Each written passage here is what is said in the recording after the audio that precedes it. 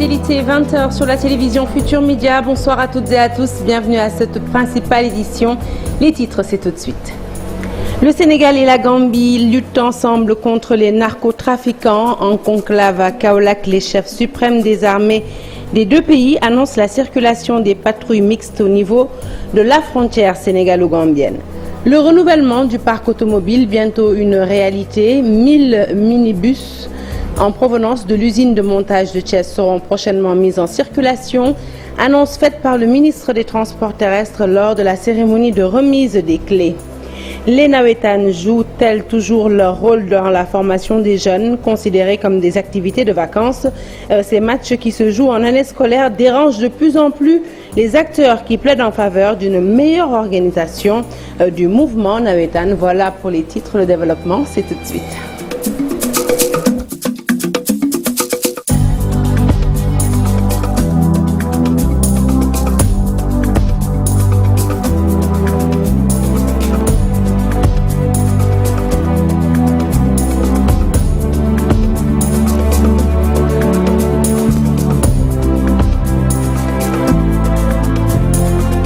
Bonsoir à toutes et à tous. Un journal que nous ouvrons tout de suite avec cette polémique autour de la nomination du président Macky Sall à la tête du pacte de Paris pour les peuples et la planète. De l'avis de nombreux observateurs, un ancien président ne devrait pas être sous les ordres d'un chef d'État. En tout état de cause, l'UNIS, l'Union des indépendants du Sénégal, qui considère plutôt le 4P comme une institution privée, demande au président nouvellement élu, le président Bassirou Diomaye Faye, d'user de son veto pour contraindre Macky Sall à renoncer à cette nomination. Le point, c'est avec Fatima Touré. Nommé par le président français Emmanuel Macron pour être envoyé spécial 4P, pacte de Paris pour le peuple et la planète, le président Macky Sall va prendre fonction à la fin de son mandat le 2 avril. D'ailleurs, une séance de travail avec le secrétariat des 4P en visioconférence a eu lieu le mardi dernier pour définir l'agenda et les enjeux qui attendent le président Sall. Cependant, cette nomination installe déjà une polémique. Beaucoup d'observateurs, à l'exemple du président du parti politique Union des indépendants du Sénégal, pensent que le président Sall ne devrait pas accepter ce poste en étant en exercice. Amadou Gueye s'indigne du fait que le président Macky Sall va servir les intérêts de la diplomatie française sur le plan international en permettant à la France de se positionner comme tutrice des Africains dans le domaine financier. Pour lui, le poste que va occuper Macky Sall est juste administratif, sous les ordres du président Macron. Le président de l'ONU déclare qu'un ancien chef de l'État ne devrait pas devenir un employé d'un autre chef d'État.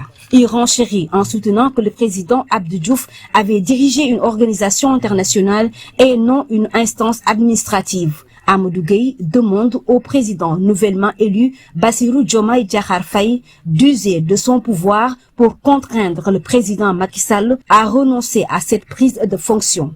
Il faut aussi rappeler qu'Amadou Ba du PASTEF avait aussi émis des réserves dès la proposition de ce poste à Macky Sall lors du Forum de Paris sur la paix. Défi sécuritaire au niveau des frontières sénégalo-gambiennes. Les deux pays mutualisent leurs forces. Les chefs suprêmes des armées de ces deux pays ont convenu lors d'un conclave à Kaolack de lutter en synergie contre les narcotrafiquants en faisant régner l'ordre au niveau de la frontière sénégalo-gambienne. Des patrouilles mixtes dirigées par les forces de défense et de sécurité des deux pays sont prévues dans les jours à venir. Compte rendu de la rencontre, c'est avec Ousmane Deme et Tcherno Diallo. C'est tout le sens de ce conclave qui a réuni les forces de défense et de sécurité des deux pays dans la ville de Mbossé-Koumba-Djiguène afin de réfléchir ensemble sur les stratégies à mettre en place pour faire face au grand banditisme au niveau de nos frontières. Nous avons des menaces liées à la sécurité. Nous avons des menaces qui sont liées au trafic tout genre, qui se passe à travers les frontières. Et enfin, les petits litiges qu'il peut y avoir entre populations riveraines de la frontière. Nous avons fait en tout cas le tour de table, nous avons échangé pour en venir à retenir tout ce qui est en tout cas menace au niveau de la frontière. Après de mûres réflexions, des stratégies ont été planifiées en vue d'une patrouille conjointe. On avait décidé que de manière décentralisée, les différents commandants de zone sénégalais que je viens de citer et leurs vis-à-vis gambiens devraient également se réunir, conduire une planification avant de passer à des patrouilles mixtes. Suite à nos larges concertations, nous avons retenu de mener des actions conjointes au niveau des territoires gambiens et sénégalais. Cela va permettre de lutter efficacement contre le banditisme au niveau de nos frontières sous la supervision de l'armée sénégalaise et gambienne.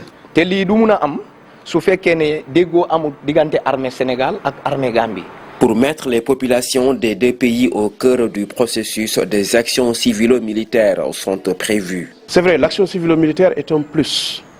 On veut tout simplement montrer aux populations que les populations, c'est comme si elles étaient dans un même pays. C'est pourquoi à la frontière, nous allons organiser des consultations et des soins gratuits au bénéfice des populations sénégalaises et gambiennes pendant toute la durée de la patrouille. À travers ce projet, le Sénégal et la Gambie comptent ainsi renforcer leur bonne coopération.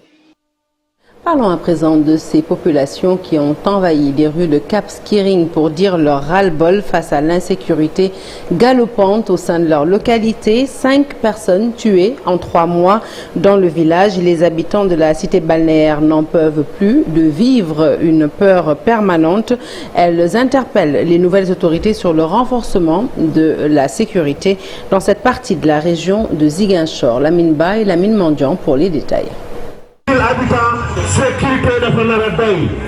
Les populations de la cité balnéaire du Cap Skirring ne dorment plus du sommeil du juste depuis quelque temps. Les meurtres y sont devenus monnaie courante. À titre illustratif, ce sont 5 personnes qui ont été tuées en l'espace de 3 mois. Les populations terrorisées par cette situation sont descendues dans les rues pour exprimer leur ras-le-bol généralisé contre cette atmosphère de peur permanente qui enveloppe la localité. Nous avons enregistré en un temps record 3 mois 5 morts. Nous avons enregistré 5 morts, des crimes jamais enregistrés au Cap Skirring, des crimes ignobles, des auteurs issus de nulle part qui viennent effectuer des crimes dans notre localité. On n'a jamais vu ça avant. Et aujourd'hui, nous sommes là pour cette marche pour dire non. Nous voulons que cela arrête.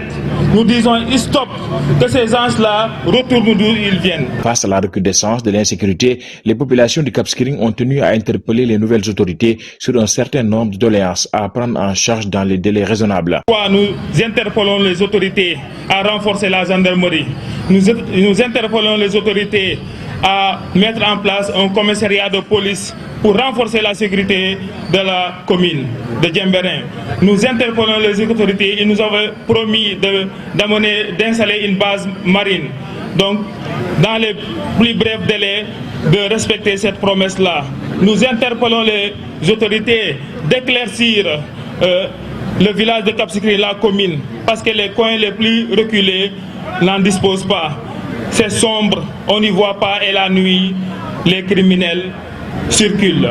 La mise en place d'une base navale au quai de pêche de Cap Skirring pour filtrer l'accès par la voie maritime constitue également une doléance exprimée par les habitants du Cap. Pour le quai de pêche aussi, nous voulons que les autorités renforcent aussi la lumière là-bas.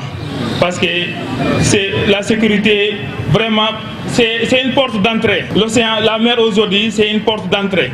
Donc, c'est pourquoi nous interpellons les autorités qu'ils amènent la base marine pour identifier les gens qui vont atterrir par la mer, de les identifier, de les connaître, de savoir d'où ils viennent, pourquoi ils viennent ici et qu'est-ce qu'ils veulent faire ici. Merci. Donc, ce sont nos revendications que nous mettons en place ici pour que nos autorités s'en occupent. En attendant la mise en place de ce dispositif sécuritaire réclamé par les populations, les jeunes du Cap Skirring ont décidé de mettre en place des brigades locales de surveillance pour assurer la sécurité des habitants.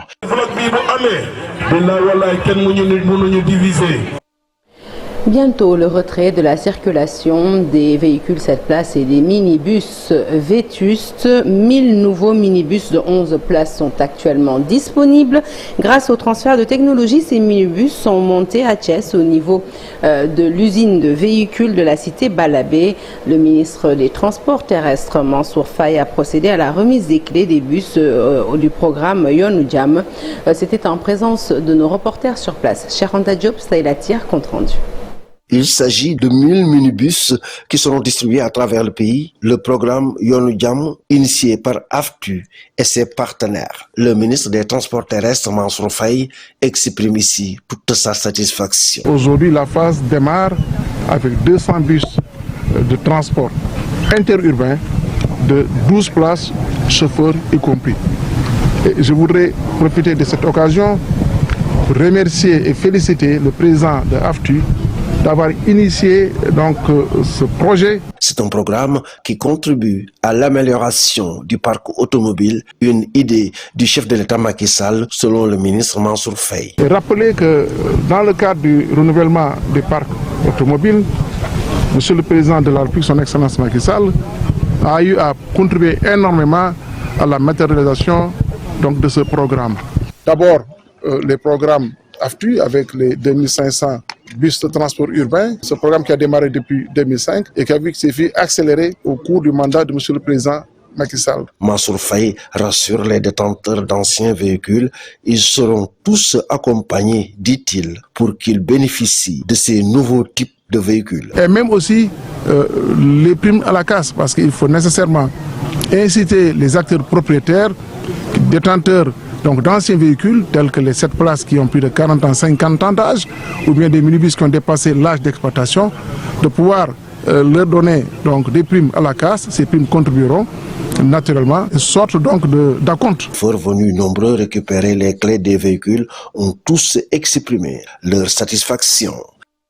Après un livre bleu produit en 2009, la plateforme des organisations de la société civile pour l'assainissement au Sénégal, POSEAS Congad, vient de publier un second rapport, toujours sur l'accès à l'eau et à l'assainissement. Selon le coordinateur, eh bien, la situation de l'accès à l'eau au Sénégal s'est beaucoup améliorée car les taux sont honorables. C'était en marge d'une rencontre d'évaluation tenue dans la capitale. Abdoulaziz Faye est coordinateur de la POSEAS Congad. Je vous propose de l'écouter au micro d'Abdoulaye Patéane. L'accès à l'eau et à l'assainissement au Sénégal aujourd'hui, elle est très bien améliorée. Hein. Elle est très bien améliorée parce que si on se réfère à la revue annuelle qui s'est déroulée en avril passé, les taux sont très honorables. 96,9 en milieu rural et un peu plus de 98% en milieu urbain.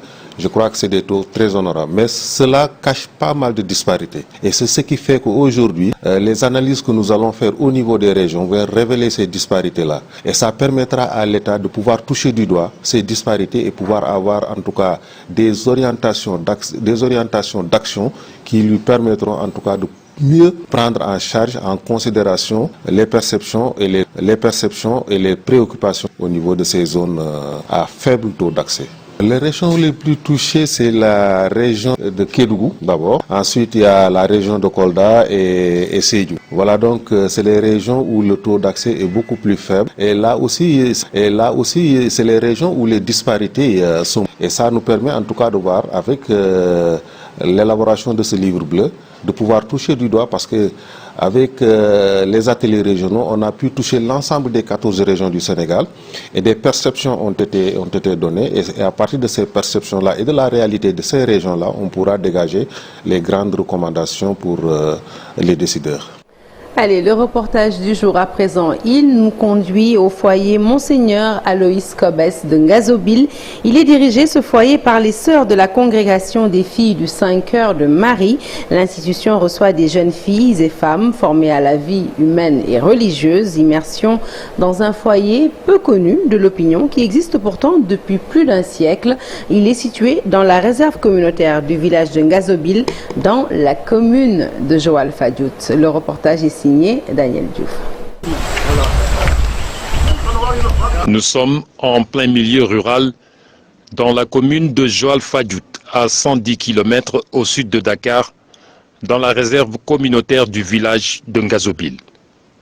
Voici le foyer Monseigneur Aloïse Cobès des jeunes filles, un lieu d'encadrement professionnel et spirituel dirigé par les sœurs de la congrégation des filles du Saint-Cœur de Marie, un ordre religieux catholique. La congrégation a été fondée en 1858 par Monseigneur Aloïse Cobès. Ce foyer-là existe depuis la fondation de notre congrégation, les filles du Saint-Cœur de Marie. Depuis qu'on s'est implanté ici, les sœurs accueillaient des jeunes dames, des jeunes filles pour la catéchèse, la formation chrétienne et humaine, à travers les cours en restauration, les cours de couture, de cuisine, le travail ménager de la femme. Donc depuis lors, le foyer là existe. Les filles qui arrivent ici sont soumises à un régime de formation en internat, préparées à des métiers qui les rendent opérationnels à la sortie. Nous accueillons des jeunes filles. Présentement, elles sont au nombre de 20. De niveaux différents. Il y a d'autres qui sont partis jusqu'en seconde, terminale. D'autres n'ont pas été à l'école, d'autres se sont arrêtés au primaire. Donc nous les apprenons les cours de français, la restauration, hygiène alimentaire, économie familiale, sans compter les travaux de la maison. 2 voies de sortie sanctionnent la formation professionnelle de ces jeunes filles aux ambitions sérieuses. Moi, je compte faire la restauration si je sors. À la fin de l'année, on aura notre diplôme. Si on a réussi le CAP, on va le faire au niveau national. Elles sont là pour une durée de 3 ans. Donc il y a un examen qui se fait au niveau national par l'AMPF, l'Association nationale de la promotion de la femme, comme dans les autres centres de promotion féminine au niveau du Sénégal. Donc celles qui ont le niveau vont faire les examens au niveau national. D'autres le font sur place. Elles vont recevoir une attestation qui leur permet d'ouvrir leur atelier, leur hôtellerie. L'autre mission du foyer intéresse les postulantes à une vie religieuse. Des jeunes filles qui se préparent à devenir sœurs. Elles arrivent d'horizons différents, dont certaines de la sous-région. J'ai avec moi 12 jeunes venant de différentes parties du Sénégal. Il y a même au-delà du Sénégal. J'ai une jeune venant de la RDC, 2 jeunes venant du Burkina Faso et les autres du Sénégal. Là, je leur apprends à aimer et à connaître notre famille religieuse. Comme on est des chrétiens, on nous apprend aussi la vie religieuse, comment se comporter et tout, comment un bon chrétien doit faire. La congrégation des filles du Saint-Cœur de Marie est née en 1858 à Dakar. Les premières religieuses étaient formées à la piété et au dévouement. De précieuses collaboratrices du prêtre dans les missions. Son action se résume en 4 axes. L'enseignement de la catéchèse, l'éducation de la femme, de la jeune fille et des enfants, le bien-être des populations à travers les structures de santé, d'éducation, de la promotion féminine, entre autres. L'ordre religieux catholique est présent dans 11 pays d'Afrique. Au Sénégal, la congrégation est répartie en 3 grandes provinces, dont la province des îles du Cap-Vert, la province de Ziguinchor et la province de Dakar. Merci à Daniel Diouf pour ce reportage. Allez, on s'intéresse à présent au mouvement Nawetan avec cette question. Ce mouvement joue-t-il toujours son importance dans la formation des jeunes? Vous le savez, les Nawetan, c'est normalement pendant les vacances, mais ces activités se poursuivent, se prolongent jusque pendant l'année scolaire. Une situation que déplorent de nombreux acteurs. Si certains justifient cette situation par un manque d'infrastructures, d'autres pensent qu'il faut des réformes pour une meilleure organisation du secteur. Le dossier est signé Pape Faragning et Tierno Laurent Mendy. Des activités de vacances qui regroupent des associations sportives et culturelles pour compétir entre elles.